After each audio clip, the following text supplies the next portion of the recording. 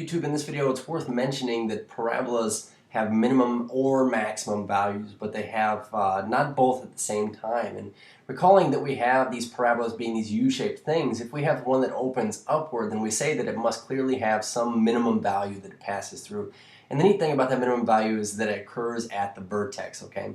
So for an upward opening parabola, that is, for any parabola, and we could say that its equation is in standard form, ax squared plus bx plus c, or even in vertex, if the a value is positive, it opens upward and has a minimum value. Also, that if its a value is negative and it opens downward, then it must certainly have some maximum value. And that's kind of what we would like to describe in this video here.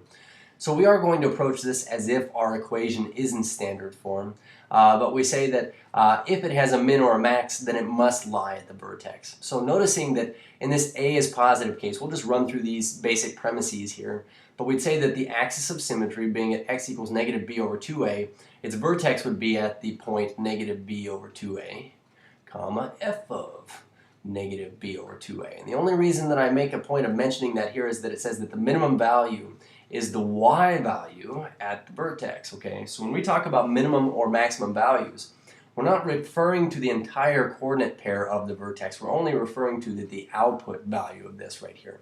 And we say that that must lie at that y value, that it is at that x value where our axis of symmetry happens to lie. So you'll notice a few things here. We said that the domain of something that opens upward and is a parabola is all real numbers. As a matter of fact, the domain for all parabolas, recall, is all real numbers. We say the range must be some y value that is greater than or equal to the y value at our vertex. So in other words, if I'm looking at this parabola right here and I notice, hey, you know what, it's stuck at y values above its minimum value here. Well, remember, its minimum value lies at the vertex and is the y value of the vertex. So that's why we're saying that if this is the minimum value, then the range must be all y values greater than that minimum value. We also say things like, well, I notice that my graph is decreasing for all x values that are to the left of the vertex here for anything that opens upward. So this would be decreasing to the left of x equals negative b over 2a, but also then increasing after that x value at which our vertex lies. So, you know, all of these things over here kind of follow from what we've said over here on the left, just that if it opens downward, then we still say that the maximum value, it's got to have a maximum value if it opens downward, and it's at the vertex y value. Domain is still all real numbers. Instead of having y values greater than or equal to the y value that is at the vertex, we'd say it's all y values less than or equal to that maximum value in this particular case. And it is increasing to the left of this x value at which there's the axis of symmetry, but then decreasing after that, okay? So what we want to do here is I've given us an equation, f of x, I'll rewrite this here so that we can see a little bit more clearly, is equal to 2x squared plus 8x minus 6. And what I want to do is describe the domain or range of this function using what I've kind of visited over here, but also where the function is increasing and decreasing. Also, first and foremost, let's find the min or max value. So because I noticed this in standard form, I want to list what the values of a, b, and c are instantly. And I notice that a, b, and c are respectively positive 2, positive 8, and negative 6. So the neat thing about observing a is that it tells you whether this opens up or down or not. I'm not going to go sketch this one. I'm just going to say, well, what do I know about this already? Since I know it opens upward, okay, then I know that I have this thing that must do, this right here. And that it has a minimum value, this minimum value. And it has to lie at the vertex, this minimum value. So we also have this, of course, axis of symmetry that runs through here at negative b over 2 times a. So if I said, well, what is the minimum value? Well, let's start by finding the equation of the axis of symmetry. We say the AOS. Since it's at x equals negative b over 2a, we want to know this x value here. And I already know what our b and a values are.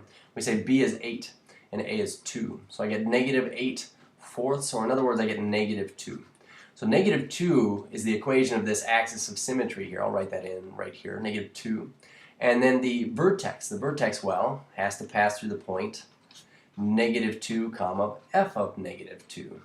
And so we need to now go evaluate our function. What is the y value when x is equal to negative 2? So we have 2 times blank squared plus 8 times blank minus 6, where we're plugging in a negative 2. Okay, negative 2.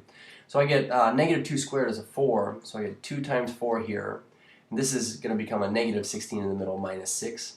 So I get 8 minus 16 minus 6. 8 minus 16, we get a negative 8 minus 6. And negative 8 minus 6 is negative 14. So what this means is our vertex value has to be the point -2 comma -14. So when we talk about, well, what is the minimum value? And this does have a minimum value in this case. We're going to say the minimum. I'll maybe write this over here. The minimum value of this vertex is -14. Remember, we just want the y value portion of this for the minimum value. So it reaches a minimum height of -14. Other things we wanted to do is describe the domain or range. So the domain. Talking about the domain, well, what do we know about the domain of all parabolas? It goes to every x value. So we say all real x values. Now talking about the range, because it opens upward, it's going to be all y values, but greater than the y value wherever the vertex lies. And we were able to determine that the y value at the vertex is -14. So we say y greater than or equal to -14.